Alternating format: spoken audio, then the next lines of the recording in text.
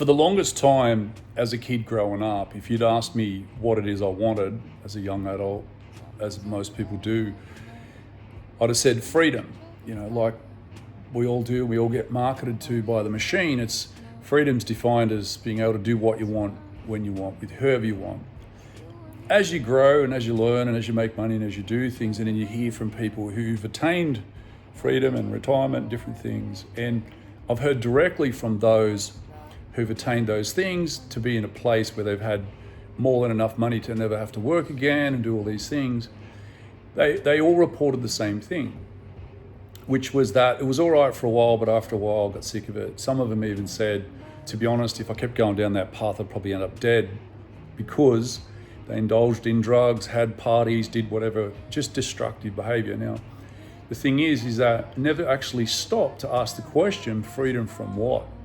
Now, in my journey and what I ended up going through and what I've come to understand and what I've learned from it all is that you could be in a 4x4 concrete box and be the freest person on the planet.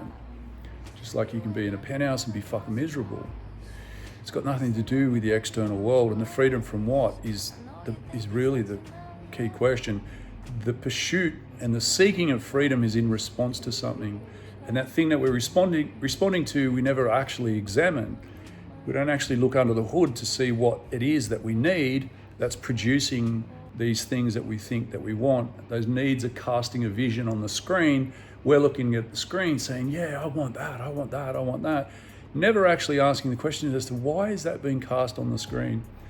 One of the things that I hear from others who've gone through their own awakening is that they have this sense of loss of interest in a lot of things. And it's true, because the thing is, it's an interesting experience. What it is those things that were cast on the screen that come from the needs have been collapsed. Therefore, those things that were perceived as being things to seek, like freedom, like these broad terms of generalizations, but these specific things they thought they wanted, they no longer want. I had exactly the same experience. It's like, well, I'm no longer really interested in those things. Because the driver, as I said, the seeking is born in the avoiding.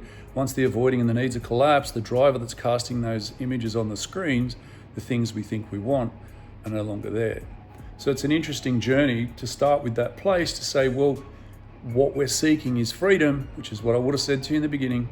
But what is you really want is cast from what it is we're avoiding. It's that response or that reaction to those things, that conditioning, those things, those traumas, those things that have happened.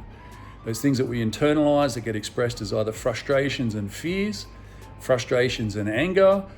There's either a direction of that outwards towards others, or there's a repression and a suppression of that inwards, and a demoralization and internalization of those things to then be, to succumb to those things and be submissive to those things. And so it's either you're projecting everything out there onto everyone else, or you're internalizing it and punishing yourself for it. Now, if you ask me what freedom is today, I can clearly define that.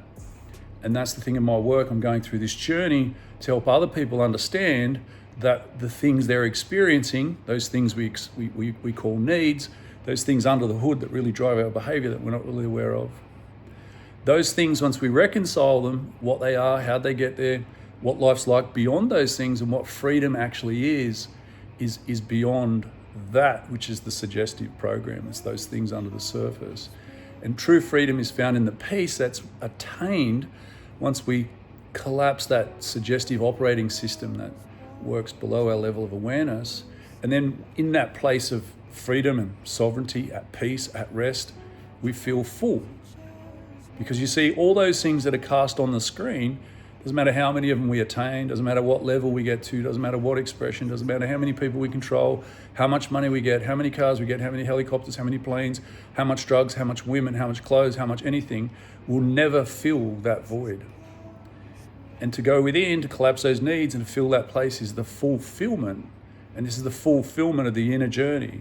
This is why it's so valuable. And to get to that place of silence and peace, where you silence those things and we finally attain our freedom. That's my journey, that's my work. That's why I'm bringing people through those things to say, hey, here's what I learned, here's what 4 lives of suffering taught me. Hopefully what I share can help you on your journey.